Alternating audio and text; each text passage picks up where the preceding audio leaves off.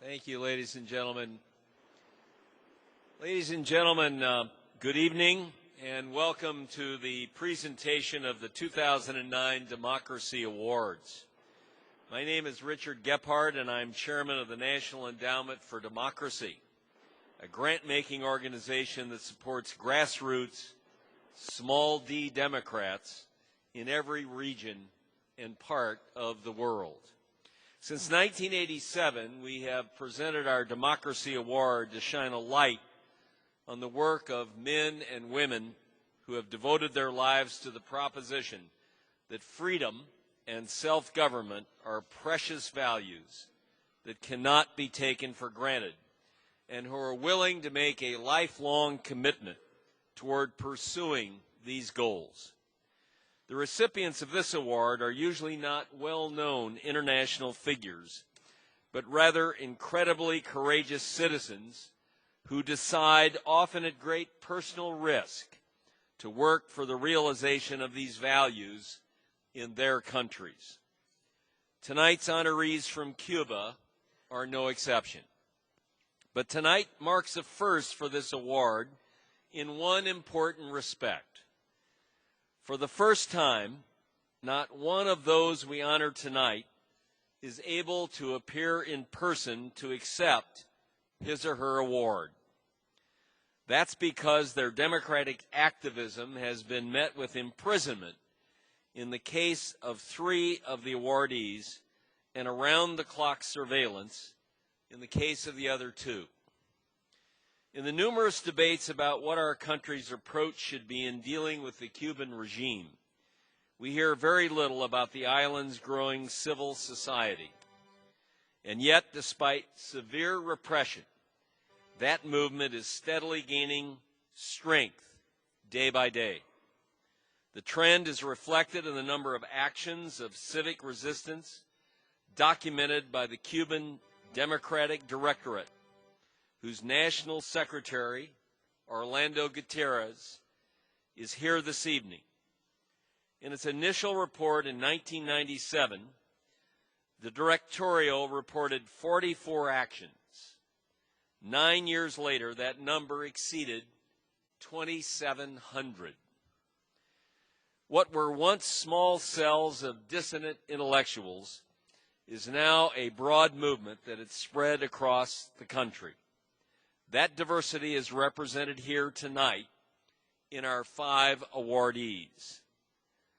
Jorge Luis Garcia Perez Atunez, Jose Daniel Ferrer Garcia, Librado Linares Garcia, Ivan Hernandez Carrillo, and Iris Tamara Perez Aguilera. All of them are relatively young, in their 30s and 40s. 3 of them, as I said, are in prison, and one was released in 2007 after 17 years in Cuban jails. 3 are Afro-Cubans. One is a Christian Democrat, another a social democrat. One is a trade unionist, and another is the founder and leader of the women's movement. Together, they represent the future of a free and democratic Cuba. Whatever one's views on the question of what U.S. policy should be, and I know we have a diversity of views represented in this room tonight, the heroism of these 5 individuals cannot be denied. They and those they represent deserve our support, and it's in that spirit that we honor them tonight. Let me take this opportunity to thank our principal sponsors for this evening: the Herford Foundation, the American Federation of Teachers, the Taipei Economic and Cultural Representative Office in the United States, and the Albert Shanker Institute. At this time, I would like to read a statement, and I quote,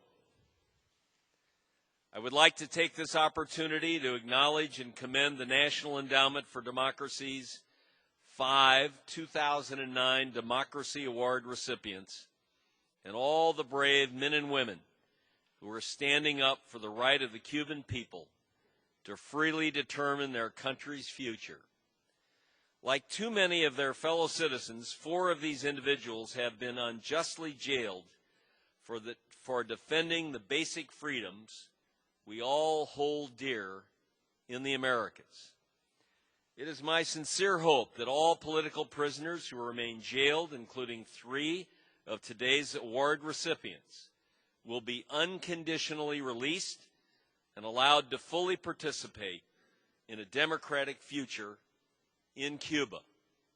And that statement is from President Barack Obama.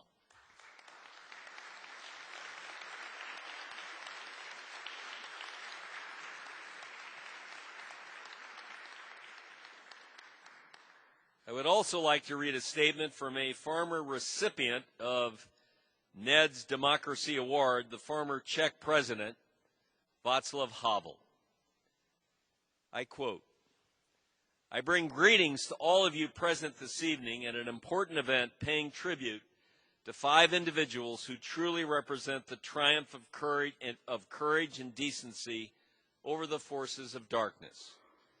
By challenging the lies of their rulers, these heroes are leading the path toward a day when their fellow citizens will no longer be afraid to challenge a corrupt regime and will stand up in self-confidence to demand the rights that they have been denied for the past half-century. In just a few months, we will observe the 20th anniversary of the fall of the totalitarian regimes that once seemed invincible. But as we learn from that experience, regimes that continually oppress their citizens become unsettled when their repression is challenged and their deceitfulness exposed. So tonight, I'm delighted to join in solidarity with fellow Democrats throughout the world who honor 5 brave individuals and look forward to the day when they and their fellow Cuban citizens will be free to decide their own future. And I commend the National Endowment for Democracy for allowing their voices to be heard." We thank former President Havel for that statement.